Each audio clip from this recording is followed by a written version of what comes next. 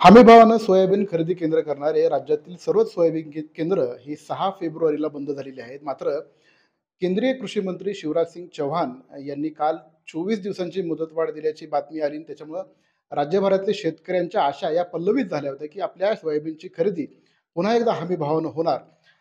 मात्र सोयाबीनची ही खरेदी हमीभावानं होणार नसून खरेदी केंद्र सुरू होणार नाहीयेत.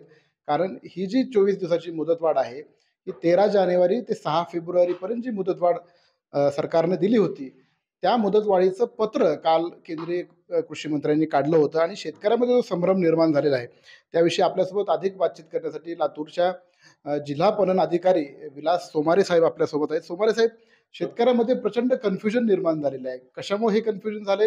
खरं काय? तर याच्यामध्ये कसं आहे, जो हमीभावाने जी सोयाबीन खरेदी चालू आहे, त्या खरेदीचा जो मूळ कालावधी आहे तो 90 दिवसाचा आहे, म्हणजेच 3 महिन्याचा आहे. ही खरेदी चालू झालेली आहे 15 ऑक्टोबर 2024 ते 12 जानेवारी 2025 पर्यंतचा पिरियड होता. त्यानंतर 13 जानेवारी ते 31 जानेवारीमध्ये पहिल्या टप्प्यामध्ये एक वाढ दिली आणि त्यानंतर एक दुसऱ्या टप्प्यामध्ये 6 फेब्रुवारीपर्यंतमध्ये पर्यंतची वाढ दिली. असं ह्या 2 टप्प्यामधील या 24 दिवसाची जी वाढ झालेली आहे, ती 6 फेब्रुवारीपर्यंतच वाढ झालेली आहे. त्या 6 फेब्रुवारीच्या नंतर वाढ झालेली नाही सर. आता हे कालचं जे पत्र आलेलं आहे केंद्रीय कृषी मंत्र्याचं, ते नेमकं काल पत्र जे निघालेलं त्याच्यामुळे कसं कन्फ्युजन झालंय? काल 24 दिवसाची मुदतवाढ म्हणून पत्र जे आल्याच्या बातम्या. जे 24 दिवसाची जी वाढ आहे, ते 6 फेब्रुवारीच्या आतलीच वाढ आहे.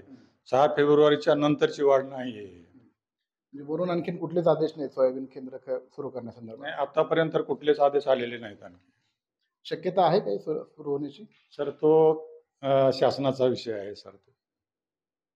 तर एकूणच म्हणजे 24 दिवसांची ही जी वाढ झालेली आहे, ती फक्त 6 फेब्रुवारीपर्यंत जी मुदतवाढ देण्यात आली होती 2 टप्प्यामध्ये 23 जानेवारीनंतर. त्याचीच ती वाढ असल्याचं स्पष्ट केलेलं आहे जिल्हा पणन अधिकाऱ्यांनी.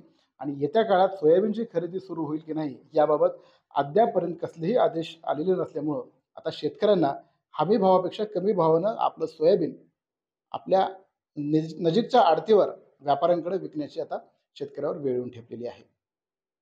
शशिकांत पाटील, न्यूज 18 लोकमत, लातूर.